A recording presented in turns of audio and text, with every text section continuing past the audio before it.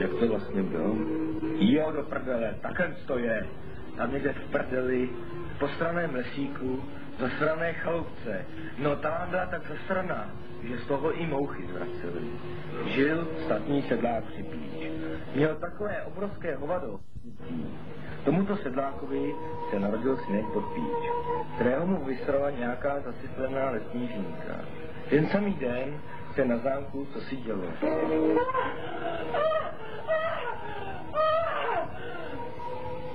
Ano, hádáte správně. Narodila se královská dcerka Práskačka druhá.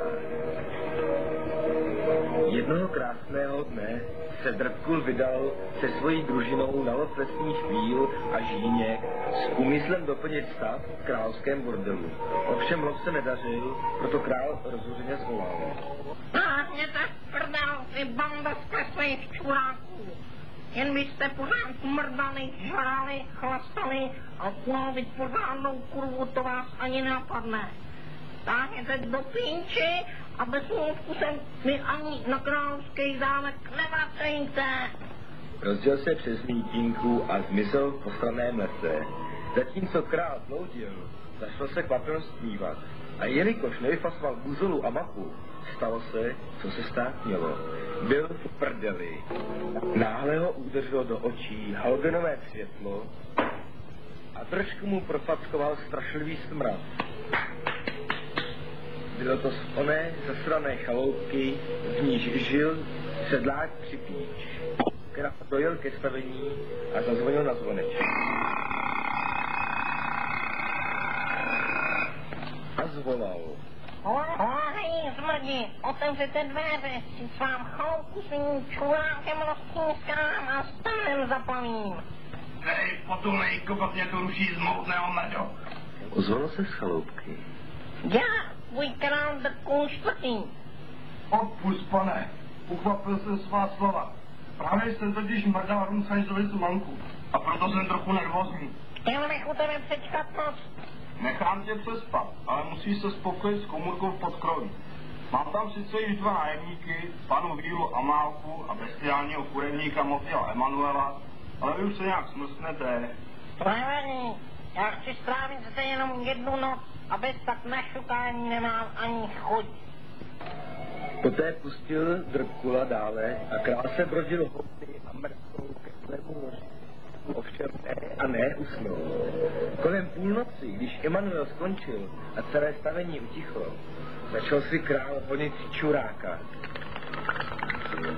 Jelikož viděl Emanuela s Amálkou, dostal chuť, ale Amálka již byla vyřízená. Když skončil, vyšílením padl z postele na podlahu rovnou na hubu. Náhle uviděl s kulinkou v podlaze podivné věci. Ke kolíce s malým Podpíčem se přibelhala stařenka a začal malému chlapci věštit. Budeš mít sice menšího docela než tvůj otec, ale budeš daleko výkonnější. Až tě bude dvanáct, oprcáš si stojí děvky Popelku, Sníhurku, Kalkulku a princi Bajejovi, natrhneš prát. 18 ošukáš princeznu Práskačku druhou. Vezmeš si ji za ženu. Král stařenku poznal. Byla to vysloužilá kurva z královského bordelu. Paní Nákaza od 3 lit, kterou vyhodili poté, co byla pozitivní na AIDS. Jakmile dověštila, zalovila v poštěváku a zmizela. Na to král ulehl. Přemýšlel, jak sudbě zabránit. Poté usnul neklidným spánkem.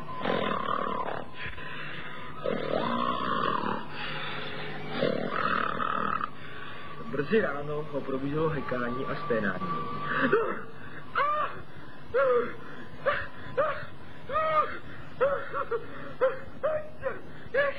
Pomaličku a opatrně se brodil dolů do světnice. Poté ho spatřil Připíč. Jak se ti spalo, pane králi? Napíšu! Smí vědět proč? Večer Emil s Amálkou a teď brzy po ránu ty s tou sviní z lesozáholce. Nemá vlastně Rumcajze. Vánoční.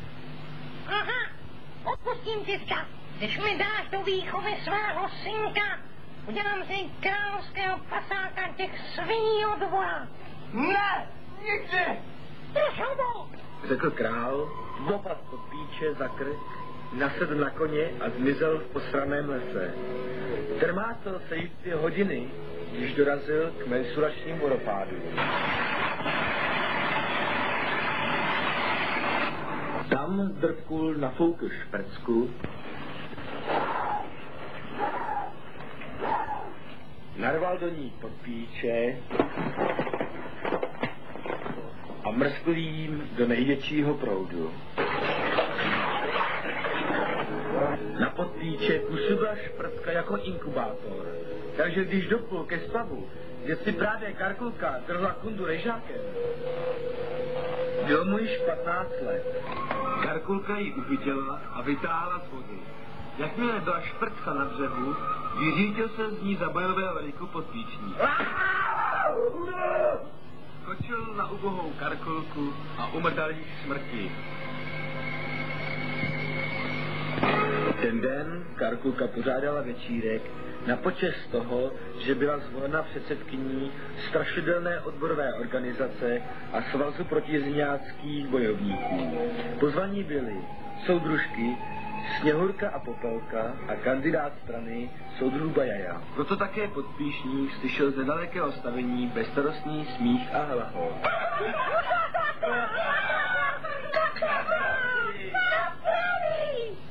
Nadržený chlapec běhl do stavení. Náhle se rozvlíkly okenice a za srdce rvoucího jekotu z nich vylítly obě soudružky se zakrvácenými kůňami. Zakrátko po nich vylít z komína i princ Bajaja s roztrhnutou prdelí. Poté nasedl pod píč do Karkulčino rodinného křižníku a plaval dále po proudu.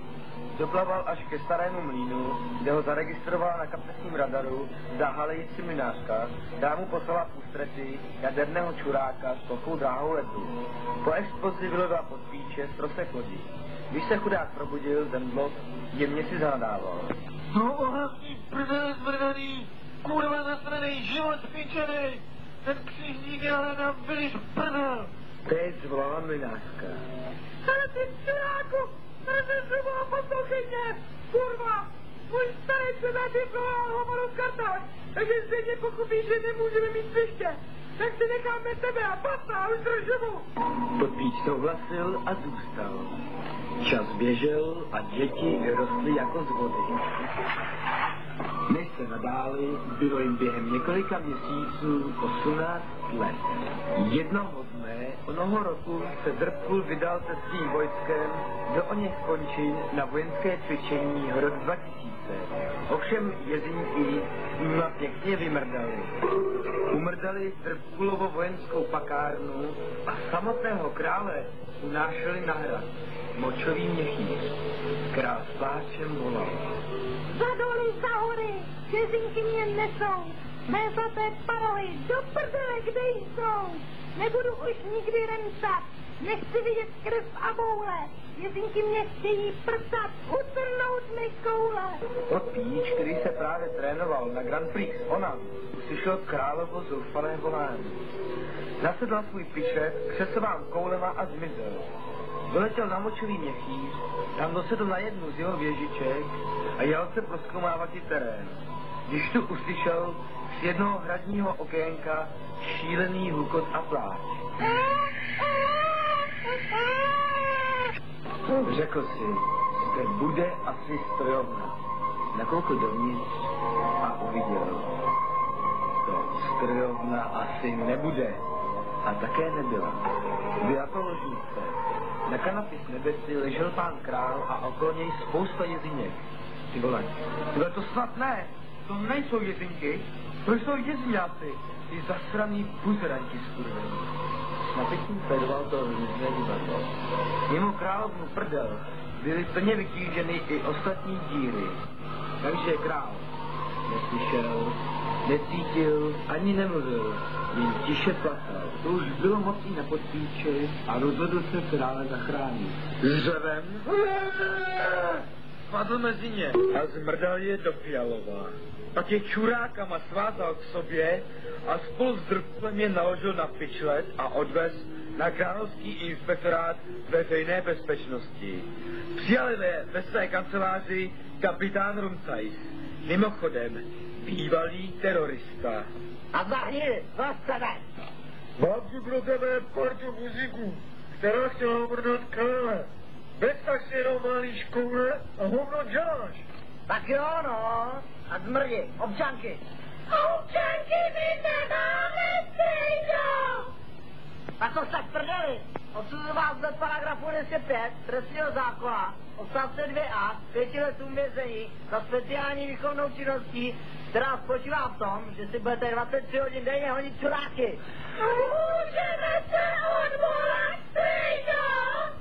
Žádný odvolání neexistuje, vy bando zmradlavých zápanů.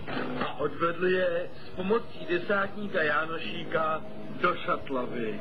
Příští den byla velká slavnost. Král uspořádal na Podpíčevo počest velký hejvyples.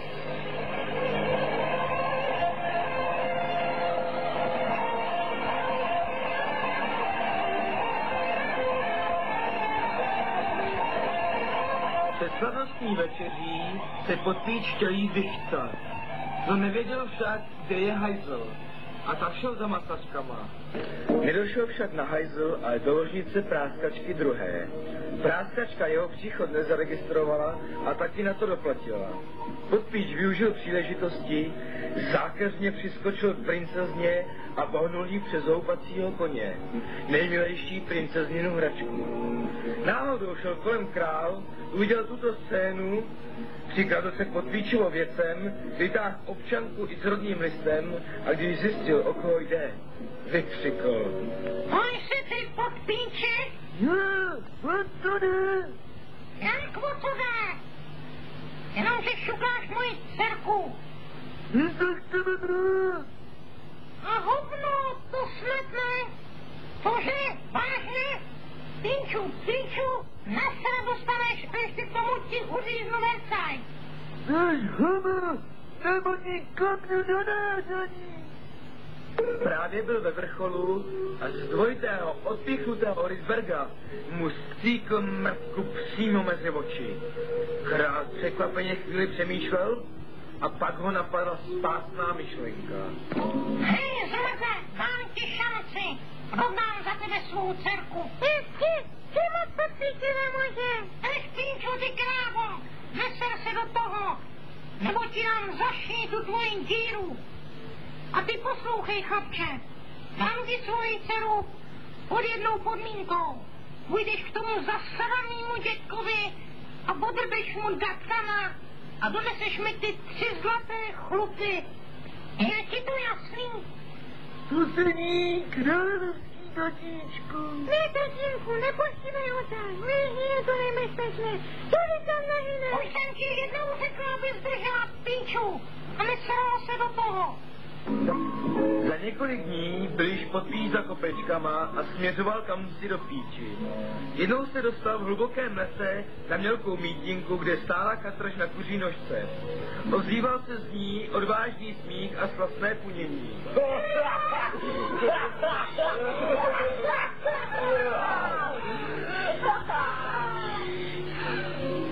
Vlezl po žebříku nahoru a co nevidí?